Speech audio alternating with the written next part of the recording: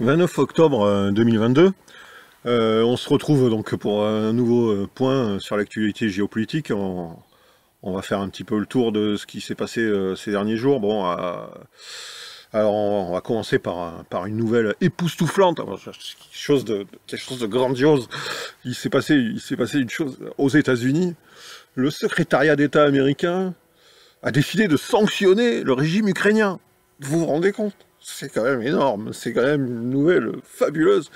Le secrétaire d'État donc des États-Unis est venu, donc c'est le ministère des Affaires étrangères aux États-Unis, il est venu faire une conférence de presse et pour nous exposer les raisons de cette décision de sanctionner financièrement l'Ukraine.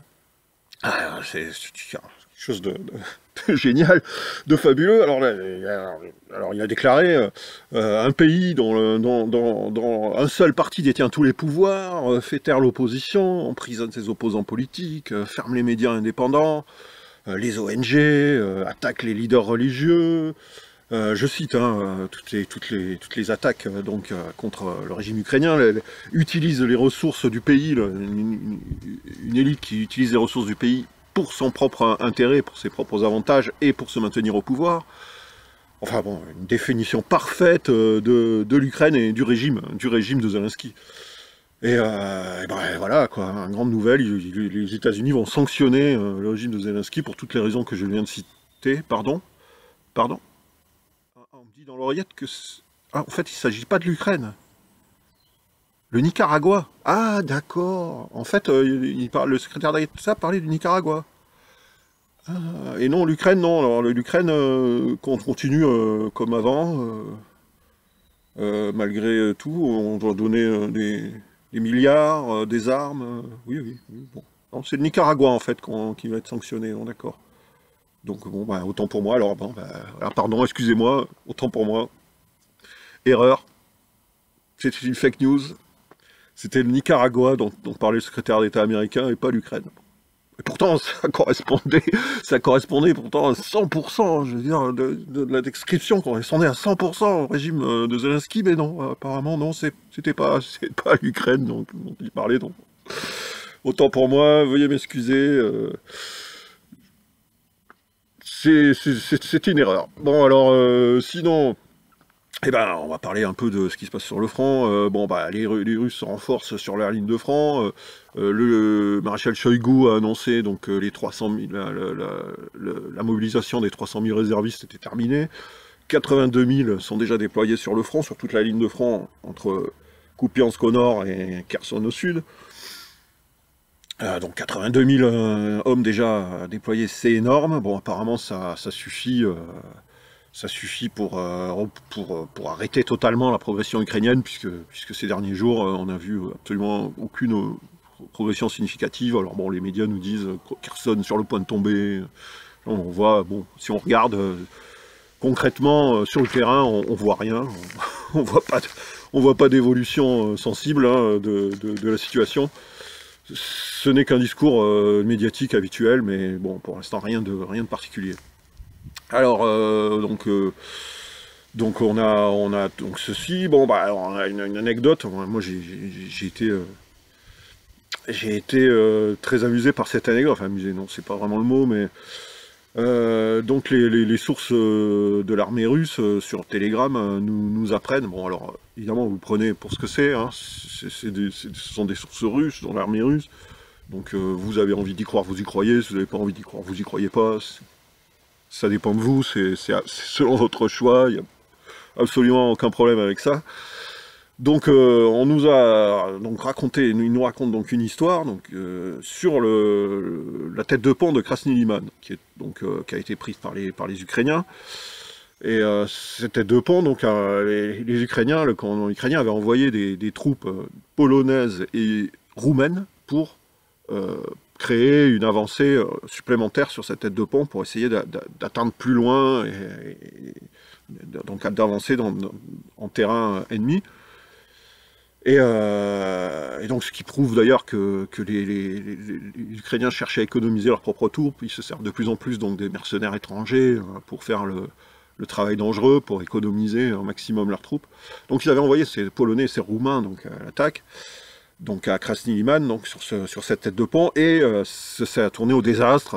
Il y a eu d'énormes pertes pour ces bataillons de mercenaires. Donc voilà, ils ont été obligés de refluer jusqu'à revenir sur leur base au niveau de la rivière Seversky Donetsk qui est en retrait. Et pour encaisser leurs pertes très lourdes. Et à ce moment-là, le commandement ukrainien leur a ordonné de retourner à l'assaut et de recommencer. Et là, ils ont refusé. Ils ont refusé d'attaquer, ils sont restés sur place. Et les Polonais et les Roumains ont refusé d'attaquer. Et là, à ce moment-là, le commandement ukrainien alors, a envoyé le Pravi Sector, un bataillon du Pravi Sector, qui est un bataillon de représailles. Bon, ce sont des bataillons qui servent de bataillons anti-retraite, on va dire, hein, que ce soit Azov, donc Pravi Sector, ce sont des nationalistes, extrémistes, des gens très motivés qui veulent, qui sont là pour faire appliquer les ordres du commandement ukrainien par force, de force. Donc là, des discussions entre d'un côté les Polonais roumains et les nationalistes ukrainiens du Pravi Sector, des discussions se sont engagées, ça a mal tourné, et ça s'est fini par un certain nombre de morts, et assez nombreux, hein, plusieurs dizaines, voire plusieurs vingtaines de morts, en particulier chez les nationalistes du Pravi Sector. Voilà, bon, après c'est donc une bataille interne entre mercenaires roumains et polonais et nationalistes ukrainiens au niveau de Liman. C'est terminé assez mal apparemment. Prenez-le comme vous voulez, je n'affirme pas que c'est 100% la vérité, ce sont des sources russes. Les sources occidentales n'en parlent absolument pas de cette histoire, mais moi j'ai tendance à penser qu'elle est authentique. Voilà, donc bon, voilà, les Russes continuent à frapper les installations électriques en Ukraine. Bon, le but étant d'arrêter totalement le trafic ferroviaire, puisque on sait que les renforts ukrainiens, l'armement, etc., qui devient de plus en plus rare d'ailleurs, hein, l'armement occidental, arrive donc par voie ferrée. Et donc, comme les voies ferrées en Ukraine sont énormément basé sur l'électricité, détruire donc les centrales électriques qui servent spécifiquement pour le trafic ferroviaire, c'est important, et ça permet d'entraver le renforcement des forces ukrainiennes.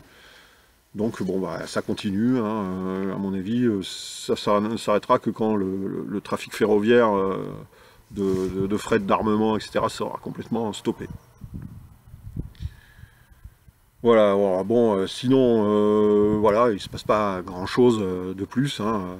Les Russes se renforcent, stabilisent leur position, n'ont aucune velléité offensive, hein, uniquement défensive, ils construisent des tranchées, ils se renforcent et s'installent en attendant l'hiver, et l'offensive probablement prévue quand le sol sera gelé. Moi, personnellement, je pense qu'il va se passer quelque chose, en particulier sur Kherson. D'ailleurs, ça semble commencer à inquiéter un peu les observateurs occidentaux. Les renforts, donc les réservistes sont arrivés sur Kherson, le secteur se renforce, les civils ont été totalement évacués, hein, évidemment, les civils ont été totalement évacués. Il n'y reste plus que des troupes dans cette ville. Et donc, bon, il semblerait que non seulement les Russes auraient intention de défendre Kherson, mais probablement de s'en servir de cette tête de pont pour pousser l'offensive plus loin. Après, nous verrons bien. Bon, alors il y a eu, sinon, bon, pour quitter le front ukrainien, on a eu le discours de Poutine au forum de Valdai, le traditionnel forum de Valdai, où Poutine a fait son discours, un discours extrêmement construit, extrêmement intellectuel, un vrai discours de chef d'État, selon moi. Et après, il a répondu donc pendant près de 5 heures aux questions des journalistes, interminable.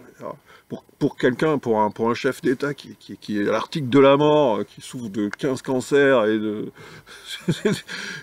maladies incurables dans tous les sens, bon, c'est impressionnant. Bon, surtout, ça colle pas vraiment avec l'image d'un chef d'État en train de perdre sur tous les fronts, en train de subir défaite sur défaite, comme nous le décrivent LCU et nos médias, nos chers médias français absolument objectifs, tels qu'on les connaît. Alors bon, bah, Poutine, dans son discours, nous adressait un tableau sur le monde occidental et le monde non occidental, nous dressant donc l'histoire qui s'est passée depuis la fin de la chute de l'URSS, où donc on avait donc à l'époque un monde bipolaire, la guerre froide, etc., qui, quand elle s'est terminée, s'est transformée en un monde unipolaire, où un groupe de gens, je résume à peu près l'idée du discours de Poutine, un groupe de gens très puissants en Occident, qui ne sont pas le peuple, hein, des gens très puissants en Occident ont pris le pouvoir, et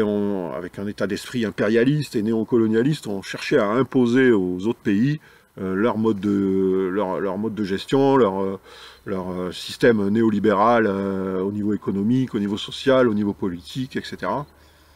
Et au niveau culturel. Et dans un esprit totalement néocolonialiste. Et tous les pays qui étaient donc rétifs à cette et résistaient donc à cette injonction, à ce système qui était imposé de la part des pouvoirs occidentaux. Tous ces pays ont subi des révolutions colorées, ont subi des attaques, des guerres, etc. Mais ce système, selon Poutine, donc ce système néocolonial unipolaire touche à sa fin, et dans les 10 ans qui viennent, il aura totalement collapsé, il aura totalement disparu, mais ces 10 années vont être rock'n'roll, on va dire. C'est possible, c'est pas le mot qu'il a employé, mais c'est le mien.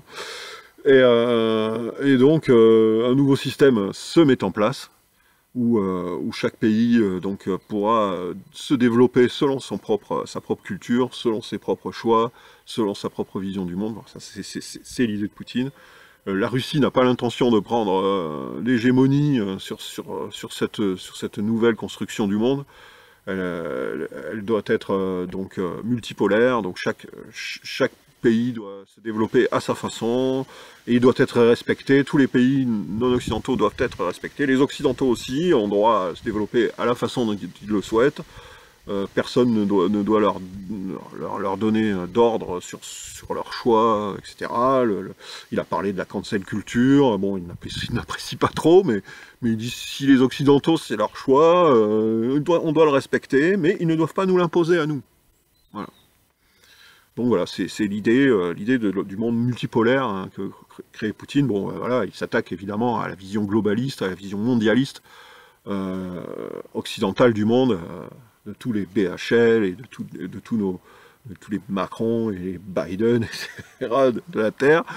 Et voilà, il se pose en opposant à ce système, mais ne veut pas devenir le leader d'un autre monde unipolaire, ni bipolaire, ni tripolaire, mais multipolaire, où il ne sera pas le leader. La Russie ne dirige rien, n'impose pas sa façon de voir, mais elle a la sienne, qu'il vaut pour elle et pour sa population.